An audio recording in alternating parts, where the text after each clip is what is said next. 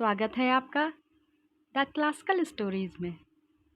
आइए सुनते हैं मुंशी जी की एक और प्रसिद्ध रचना शूद्र। माँ और बेटी एक झोपड़ी में गांव के एक सिरे पर रहती थी। बेटी बाग से पत्तियां बटोर लाती, माँ बाहर झोंकती। यही उनकी दिनचर्या थी, यही जीविका थी। सेर दो सेर अनाज मिल जाता था, खाकर पड़ रहते। माता विधवा थी और बेटी कंवारी। घर में और कोई आदमी ना था। माँ का नाम गंगा था और बेटी का गौरा। गंगा को कई साल से यह चिंता लगी हुई थी कि कहीं गौरा की सगाई हो जाए, लेकिन कहीं बात पक्की ना होती थी। अपने पति के मर जाने के बाद गंगा ने कोई दूसरा घर न किया था, ना कोई दूसरा धंधा ही करती थी। इससे लोगों को संदेह हो गया था कि आखिर उसका गुजारा कैसे होता है। और लोग तो छाती फाड़ फाड़ कर काम करते हैं, फिर भी पेट भर अन्न नहीं मिलता। यह स्त्री कोई धंधा नहीं करती, फिर भी माँ बेटी आराम से रहती हैं, किसी के सामने हाथ नहीं फैलाती। इसमें कुछ ना कुछ रहस्य अवश्य है। धीरे धीरे यह संदेश और दृढ़ हो गया और अब तक जीवित था। बिरादरी में कोई गौरा से सगाई करने पर राजी ना होता था। शूद्रों की बिरादरी बहुत छोटी होती है, 10-5 कोस से अधिक उसका क्षेत्र नहीं होता। इसलिए एक दूसरे के गुण दोषों किसी से छिपा के नहीं रख सकते, उन पर पर्दा ही डाला जा सकता है। इस भ्रांति को शांत करने के लिए माँ ने बेटी के साथ कई तीर्थ यात्राएं की, उड़ीसा तक हो आई, लेकिन संदेह न मिटा। गौरा युवती थी, सुंदरी थी, पर उसे किसी ने कुएं पर या खेतों में हंसते बोलते नहीं देखा। उसकी निगाह कभी ऊपर न उठी थी, लेकिन ये बातें भी संदेह को और पुष्ट करती थी। अवश्य कोई न कोई रहस्य है। कोई युवती इतनी सती नहीं हो सकती। कुछ गुपचुप की बात अवश्य है। यूं ही इतने दिन गुजर जाते थे। बुढ़िया दिनों दिन चिंता में घुली रहती थी। उधर सुंदरी की छवि दिनों दिन निहारती जाती थी। कली खिलकर फूल हो रही थी। एक दिन एक परदेसी गांव से होकर निकला, 10-12 कोस से आ रहा था। नौकरी की खोज में कलकत्ता जा रहा था। रात हो गई थी। किसी कहार का घर पूछता हुआ गंगा के घर आया। गंगा ने उसका खूब आदर सत्कार किया, उसके लिए गेहूं का आटा लाई, घर से बर्तन निकाल कर दिए। कहार ने पकाया, खाया, लेटा और बातें होने लगी। सगाई की चर्चा छिड़ गई। कहार जवान था, गौरा पर निगाह पड़ी, उसका रंग ढंग देखा, उसकी सजल छवि आंखों में खुल गई। सगाई करने पर राजी हो गया। लौटकर घर चला गया। 2-4 गहने अपनी बहन के यहाँ से लाया। गांव के बजाज ने कपड़े उधार दे दिए। 2-4 भाई बंधुओं के साथ सगाई करने आ पहुंचा। सगाई हो गई और यहीं रहने लगा। गंगा बेटी और दामाद को आंखों से दूर नहीं कर सकती थी, परंतु 10-5 दिनों में ही मगरू के कानों में इधर उधर की बातें पड़ने लगी। मगरू यहाँ गंगा के दामाद का नाम है। सिर्फ बिरादरी ही नहीं, अन्य जात वाले भी उनके कान भरने लगे। ये बातें सुन सुनकर मगरू पछता रहा था कि नाहक यहाँ आ फंसा। पर गौरा को छोड़ने का ख्याल कर उसका दिल कांप उठता था। 1 महीने के बाद मंगरू अपनी बहन के गहने लौटाने गया। खाने के समय उसका बहनोई उसके साथ भोजन पर न बैठा। मंगरू को कुछ संदेह हुआ। बहनोई से बोला, तुम क्यों नहीं आते? बहनोई ने कहा, तुम खा लो, मैं फिर खा लूँगा। मंगरू, क्या बात है, तुम क्यों खाने नहीं उठते हो? बहनोई, जब तक पंचायत न होगी मैं तुम्हारे साथ कैसे खा सकता हूँ? तुम्हारे लिए बिरादरी तो नहीं छोड़ूं? किसी से नहीं पूछा, जाकर एक हरजाई से शादी कर ली। मंगरू चौके पर से उठ आया, मिर्जई पहनी और ससुराल चला आया। बहन खड़ी रोती रह गई। उसी रात को वह किसी से कुछ कहे सुने बगैर गौरा को छोड़कर कहीं चला गया। गौरा नींद में मग्न थी। उसे क्या खबर थी कि वह जिस रत्न जो मैंने इतनी तपस्या के बाद पाया, वह मुझे सदा के लिए छोड़े जा रहा है। कई साल बीत गए, मंगरू का कुछ पता न चला। कोई पत्र तक न आया। पर गौरा बहुत प्रसन्न थी। वह मांग में सिंदूर डालती, रंग बिरंगे कपड़े पहनती और अधरों पर मिश्री के धड़े जमाती। मंगरू भजन की एक पुरानी किताब छोड़ गया था। उसे कभी कभी पढ़ती और गाती भी। मंगरू ने उसे हिंदी सिखा दी थी। टटोल टटोल कर भजन पढ़ लेती थी। पहले वह अकेली बैठी रहती। गांव की और स्त्रियों के साथ बोलते चालते उसे शर्म आती थी। उसके पास वह वस्तु न थी जिस पर दूसरी स्त्रियां गर्व करती थीं। सभी अपने अपने पति की चर्चा करती, पर गौरी के पास पति कहाँ? वह किसकी बातें करती? अब उसके पास भी पति था। अब वह अन्य स्त्रियों के साथ इस विषय पर बातचीत करने की अधिकारी थी। वह भी मंगरू की चर्चा करती। मंगरू कितना स्नेहशील है, कितना सज्जन, कितना वीर। पति चर्चा से कभी तृप्ति ना होती थी।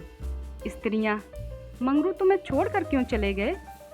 गौरी कहती, क्या करते? मर्द कभी ससुराल में पड़ा रहता है। देश परदेश से निकलकर 4 पैसे कमाना ही तो मर्द का काम है। नहीं तो मान मर्यादा का निर्वाह कैसे चले? जब कोई पूछता चिट्ठी पत्री क्यों नहीं भेजते, तो हंसकर कहती, अपना पता ठिकाना बताते में डरते हैं। जानते हैं ना, गौरा सिर आकर बैठ जाएगी। सच कहती हूँ, उनका पता ठिकाना मालूम हो जाए तो यहाँ मुझसे एक दिन भी ना रहा जाए। वह बहुत अच्छा करते हैं कि मेरे पास कोई चिट्ठी नहीं भेजते। बेचारे परदेश में कहाँ घर गृहस्थी संभालते फिरें। एक दिन किसी स्त्री ने कहा, हम न मानेंगे। तुम्हारा जरूर मंगरू से झगड़ा हो गया है, नहीं तो बिना कुछ कहे सुने क्यों चले जाते? गौरा ने हंसकर कहा, बहन, अपने देवता से भी कोई झगड़ा करता है? वह मेरे मालिक हैं, भला मैं उनसे कैसे झगड़ा करूंगी? जिस दिन झगड़े की नौबत आएगी, कहीं डूब मरूंगी। मुझसे कहकर जाते, मैं उनके पैर में लिपट जाती। एक दिन कलकत्ता से एक आदमी आकर गंगा के घर ठहरा। पास ही के किसी गांव में अपना घर बताता था। कलकत्ता में वह मंगरू के पड़ोस में ही रहता था। मंगरू ने उससे गौरा को अपने साथ लाने को कहा था।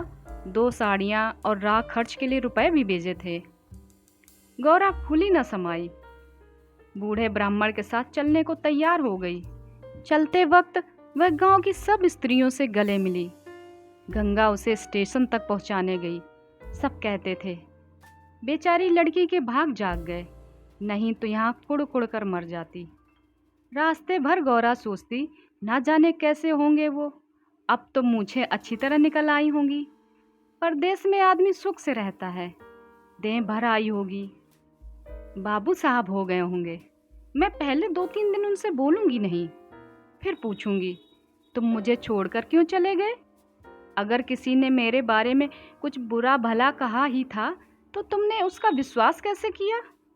तुम अपनी आंखों से न देखकर दूसरों के कहने पर आ गए। मैं भली हूँ या बुरी हूँ तो तुमने मुझे इतने दिन क्यों रुलाया? तुम्हारे बारे में अगर इसी तरह मुझसे किसी ने कहा होता तो क्या मैं तुम्हें छोड़ देती? जब तुमने मेरी बाँह पकड़ ली तो तुम मेरे हो गए। फिर तुम में लाख ऐब हो मेरी बला से। चाहे तुम तुर्क ही क्यों ना हो जाओ, मैं तुम्हें न छोड़ सकती। तुम क्यों मुझे छोड़कर भागे? क्या समझते थे भागना सहज है? आखिर झक मारकर बुलाया कि नहीं? कैसे न बुलाते। मैंने तो तुम्हारे ऊपर दया की कि चली आई, नहीं तो कह देती कि ऐसे निर्दयी के पास नहीं जाती, तो तुम आप दौड़े आते। तप करने से देवता भी मिल जाते हैं, आकर सामने खड़े हो जाते, तुम कैसे ना आते? गौरी बार बार उद्विग्न होकर बूढ़े ब्राह्मण से पूछती, अब कितनी दूर है? धरती के छोर पर रहते हैं क्या? और भी कितनी ही बातें वह पूछना चाहती थी, लेकिन संकोचवश पूछ ना सकी। इसी उधेड़बुन में रास्ता कब कट गया पता ही न चला। लगभग 3 दिनों बाद गाड़ी कलकत्ता स्टेशन पहुंची। गौरा का दिल जोर से धड़क रहा था। वह प्लेटफॉर्म पर उतरकर मंगरू का इंतजार करने लगी। बूढ़ा बोला, मैंने आसपास सब जगह देख लिया, लेकिन मंगरू का तो कहीं पता नहीं। शायद अब तक आया नहीं है। गौरा घबरा गई। तभी बूढ़े ने कहा, चलो हम डेरा पर चलते हैं। उसे मालूम न था कि हम कौन सी गाड़ी से आ रहे हैं। ऐसे में भला उसकी राह देखने से कोई फ़ायदा। गौरा बात मान गई और दोनों तांगे पर सवार होकर चल दिए। यह पहली बार था जब गौरा गांव से बाहर निकली थी। उसकी आंखें इधर उधर चीज़ों को निहारने में लगी हुई थीं। अचानक तांगा एक सुंदर और विशाल भवन के सामने रुका। गौरा उतरी और तेजी से सीढ़ियों के सहारे ऊपर चढ़ने लगी। मंगरू से मिलने की थोड़ी भी देरी उससे बर्दाश्त नहीं हो रही थी। तभी बूढ़े ने पहली मंजिल के एक कमरे की ओर इशारा करते हुए कहा, यह मंगरू का कमरा है, जाओ, वह अंदर ही पड़ा होगा। गौरा अंदर गई, लेकिन कमरे में कोई न था। कोने में एक खाट, 4-5 बर्तन और एक घड़ा रखा हुआ था। वह बाहर आई और बूढ़े को बताया। बूढ़ा बोला, मंगरू काम पर गया होगा, शाम को लौटेगा, यहाँ वह किराए पर रहता है। कमरे में मंगरू को ना पाकर गौरा थोड़ी सी उदास हो गई, लेकिन शाम को मिलने की सोचकर मुस्कुराने लगी। गौरा को मारे प्यास के तालू सूख रहा था। घड़े से पानी उड़ेल कर पिया। एक किनारे पर झाड़ू रखा हुआ था। गौरा रास्ते की थकी हुई थी, पर प्रेमोल्लास में थकान कहाँ। उसने कोठरी में झाड़ू लगाया, बर्तनों को धोकर एक जगह रखा। कोठरी की एक एक वस्तु, यहाँ तक कि उसकी फर्श और दीवारों में उसे आत्मीयता झलकती दिखाई देती थी। उस घर में भी, जहाँ उसने अपने जीवन के 25 वर्ष काटे थे, उसे अधिकार का ऐसा गौरवयुक्त आनंद न प्राप्त हुआ था। मगर उस कोठरी में बैठे बैठे उसे संध्या हो गई और मंगरू का कहीं पता नहीं। अब छुट्टी मिली होगी, सांझ को सब जगह छुट्टी होती है। अब वह आ रहे होंगे, मगर बूढ़े बाबा ने उनसे कह तो दिया होगा ना। क्या वह अपने साहब से थोड़ी देर के लिए भी छुट्टी नहीं ले सकते थे? कोई बात नहीं, तभी तो नहीं आए। अंधेरा हो रहा, कोठरी में दीपक न था। गौरा द्वार पर खड़ी पति की बाट देख रही थी।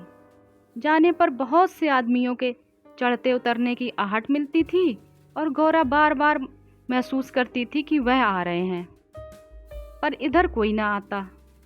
9 बजे बूढ़े बाबा आए। गौरा ने समझा मंगरू है। झटपट कोठरी के बाहर निकल आई। देखा तो ब्राह्मण। बोली, वह कहाँ रह गए? बूढ़ा, उनकी तो यहाँ से तबादली हो गई। दफ्तर में गया था तो मालूम हुआ कि वह अपने साहब के यहाँ से कोई 8 दिन पहले चले गए हैं। उन्होंने साहब से बहुत हाथ पैर जोड़े कि मुझे 10 दिन की मोहलत दे दीजिए, लेकिन साहब ने एक न मानी। मंगरू यहाँ लोगों से कह गए हैं कि घर के लोग आए तो मेरे पास भेज देना। अपना पता दे गए हैं। कल मैं तुम्हें यहाँ से जहाज़ पर बैठा दूंगा। उस जहाज़ पर हमारे देश के और भी बहुत से होंगे, इसलिए मार्ग में कोई कष्ट ना होगा। गौरा ने पूछा, कै दिन में जहाज़ पहुँचेगा? बूढ़ा, 8-10 दिन में पहुँच जाएगा, मगर घबराने की बात नहीं, तुम्हें किसी बात की तकलीफ ना होगी। तय बात के मुताबिक अगले दिन गौरा बूढ़े के साथ मंगरू के पास जाने के लिए निकली। बूढ़े ने उसे जहाज़ पर बैठाया और विदा किया। जहाज़ जैसे जैसे किनारे से अलग हो रहा था, वैसे वैसे गौरा को लग रहा था कि अब उसकी अम्मा, गांव सब पीछे छूट रहा है। चारों ओर पानी पानी। देखकर गौरा का मन अजीब हो रहा था। इस अनजान जगह में मंगरू को कहाँ खोजेगी? यह सोच सोचकर उसका दिल बैठा जाता था। जहाज पर कई स्त्रियां और पुरुष सवार थे। गौरा उन्हें देख और उनकी बातें सुन रही थी। तभी उसकी नज़र एक कोने में बैठी अकेली स्त्री पर पड़ी। गौरा ने हिम्मत करके उससे पूछा, कहाँ जा रही हो बहन? यह सुनते ही स्त्री की आंखें डबडबा गईं। बोली, मुझे नहीं मालूम कि मैं कहाँ जा रही हूँ, बस जहाँ भाग्य ले जाए वहाँ चली जा रही हूँ। तुम कहाँ जा रही हो? गौरा बोली, मैं तो अपने मालिक के पास। स्त्री झट से बोली, बहन, कोई तुम्हें बहला फुसला कर लाया है, तुम किसके साथ यहाँ आई? गौरा ने कहा, मुझे एक बूढ़ा ब्राह्मण यहाँ लाया था। मैं तो अपने पति से मिलने कलकत्ता आई थी, स्त्री बोली।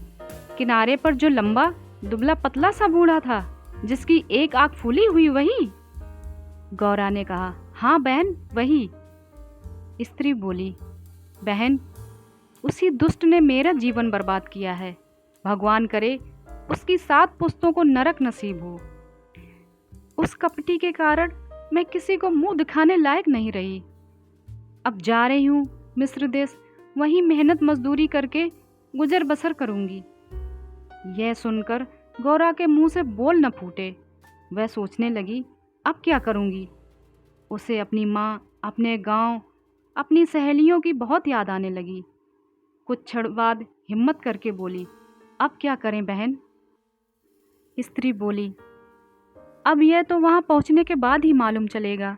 यह कहते कहते वह जोर जोर से रोने लगी और अपना दुख बताने लगी।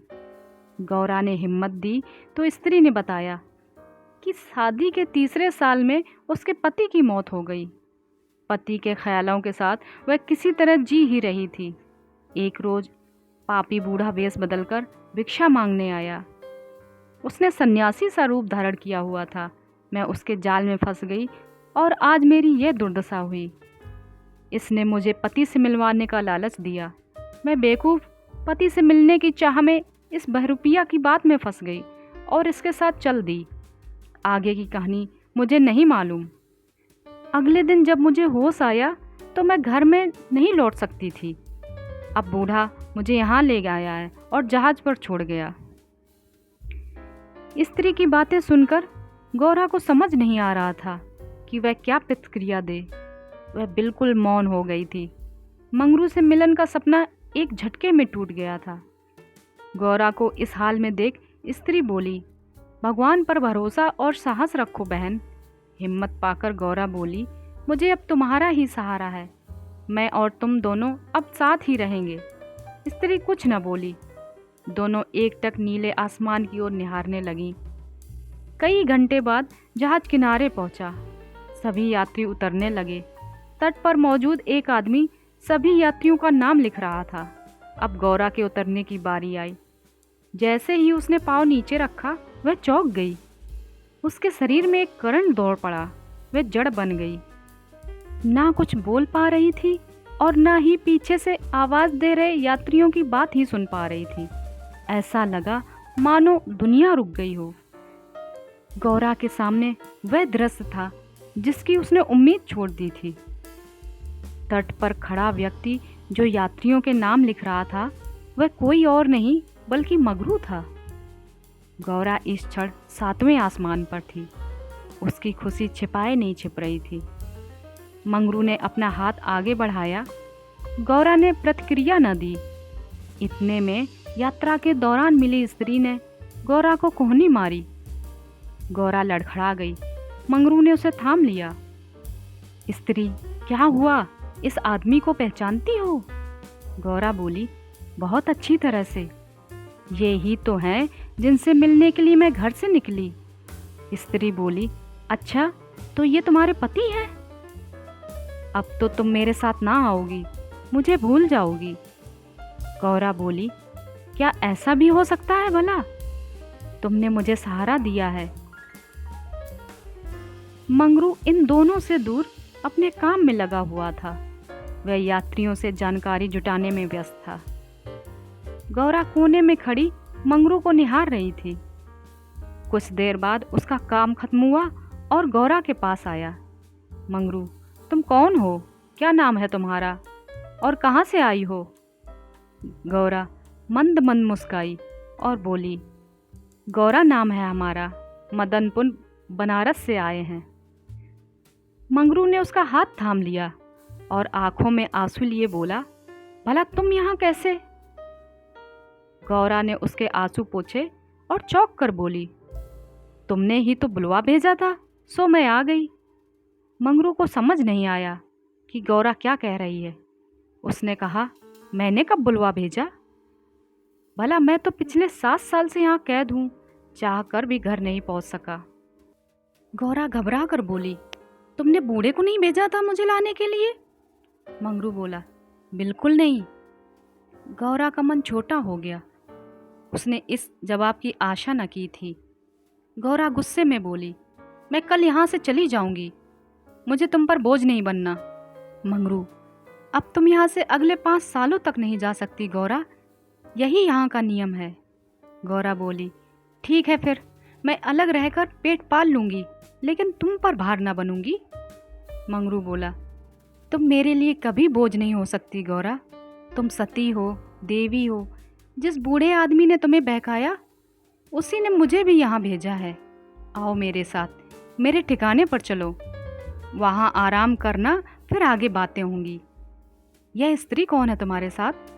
गौरा बोली, यह मेरी सहेली है, यात्रा के दौरान जहाज पर मिली। इसका यहाँ कोई नहीं है, अतः यह मेरे साथ ही रहेगी। मंगरू मान गया।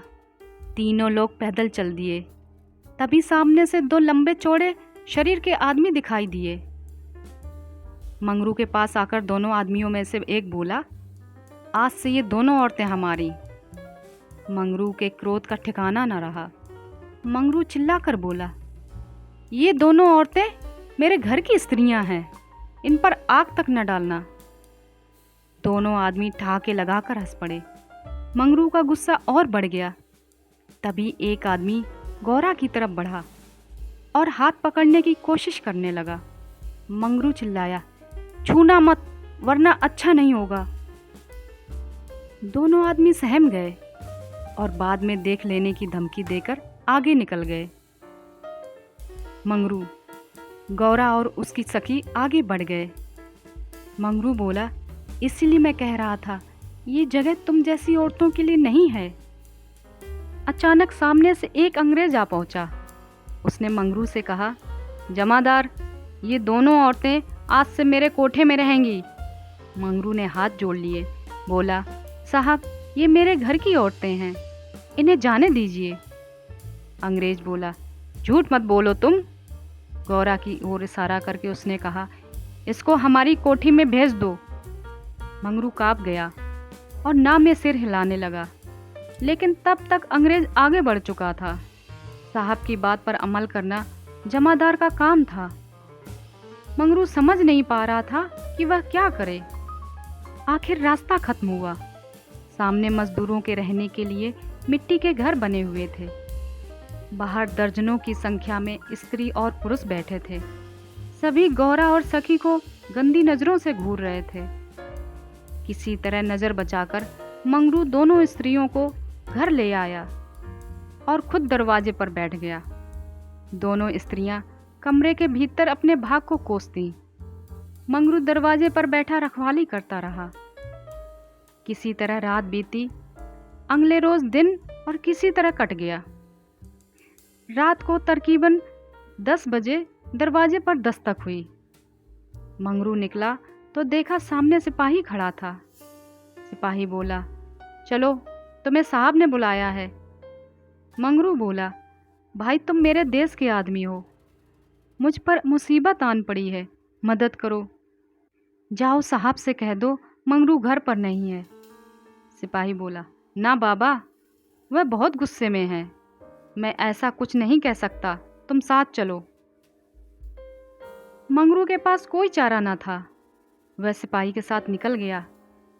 मंगरू को सामने देख साहब जोर से चिल्लाया, वह औरत कहाँ है?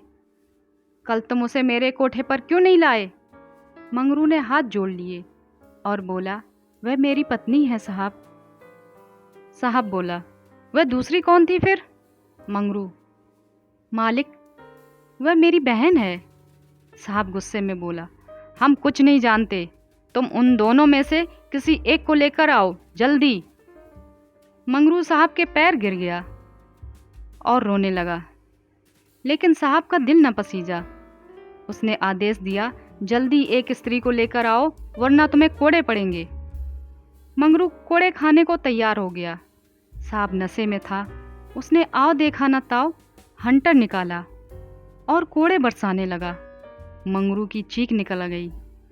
साहब उसे लगातार कोड़े मारते रहे, लेकिन वह अपने घर की औरतों की इज्जत देने को तैयार न हुआ। उसने अपने प्राण त्यागना बेहतर समझा। इधर गौरा और सखी कमरे में बैठे मंगरू की राह देख रहे थे। उन्हें क्या पता था मंगरू पर क्या बीत रही है। अचानक किसी के रोने और चीखने की आवाज़ें सुनाई पड़ने लगीं। कान लगाकर सुना तो कलेजा मुंह को आ गया। यह मंगरू की आवाज़ थी। गौरा दौड़कर दरवाजे पर पहुंची। मंगरू की आवाज़ सुनकर उससे रहा न गया तो आवाज़ के पीछे दौड़ गई। फाटक खुला था। गौरा कोई है, कोई है, आवाज़ देने लगी, लेकिन जवाब न मिला। वह अंदर जा पहुंची। सामने मंगरू खुले बदन लहूलुहान खड़ा था और अंग्रेज उस पर चाबुक बरसा रहा था। गौरा से यह सहन नहीं हुआ। वह दौड़कर मंगरू से लिपट गई और बोली, इनके बदले जितना चाहो मुझे मार लो, लेकिन इन पर दया करो। अंग्रेज खुश होकर बोला, गौरा तुम यहाँ रहोगी मेरे पास तो मैं इसे छोड़ दूंगा। गौरा बहुत असहाय महसूस कर रही थी, कुछ न बोल सकी। वहीं मंगरू दर्द से करहा रहा था। जिस साथ के लिए वह यह सब कर रहा था, उसकी आंखों के सामने वह उससे छूटा जा रहा है। गौरा ने दिल पर पत्थर रखकर कहा, मुझे तुम्हारी शर्त मंजूर है, लेकिन अपने पति के स्वस्थ होने के बाद मैं तुम्हारे पास आऊंगी। अंग्रेज बात मान गया। उसने मंगरू पर अत्याचार बंद कर दिया और सिपाही को उसे अस्पताल में भर्ती कराने का आदेश दिया। मंगरू को अस्पताल ले जाया गया। गौरा भी उसके साथ थी। इलाज के दौरान गौरा एक क्षण के लिए भी मंगरू के सामने से नहीं हटी।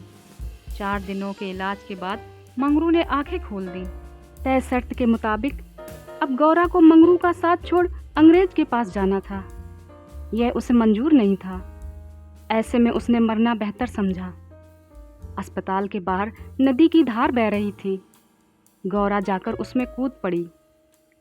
आनक फानक में एक अस्पताल कर्मचारी दौड़कर मंगरू के पास आया और गौरा के नदी में कूदने की सूचना दी। मंगरू की आंखों के सामने अंधेरा छा गया। उसे कुछ समझ नहीं आया।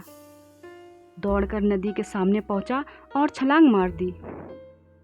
जीते जी जो कभी साथ नहीं रह पाए, अब वो दोनों परलोक की यात्रा में साथ जा रहे थे। अभी आप सुन रहे थे मुंशी प्रेमचंद जी की कहानी शूद्र। कहानी पसंद आई हो तो लाइक ज़रूर करें और चैनल को सब्सक्राइब करें।